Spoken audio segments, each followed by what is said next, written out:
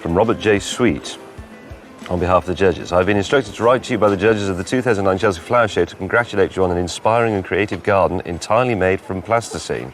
The lack of plants resulted in a 30% handicap, and disappointingly, the end result is that the garden has failed to achieve the minimum 45% required to make an award. No flowers, my arse.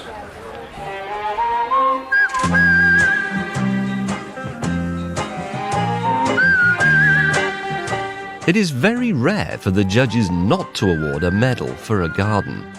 But I know that the public likes Paradise in Plasticine, so I decide to take matters into my own hands. Brothers, sisters, I have in my hand a piece of paper, and what it says is that our garden has failed to win a medal at Chelsea. I think what we are seeing here is the beginning of a revolution.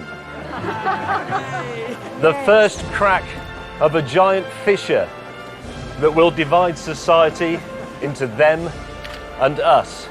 This, people, is our winter palace.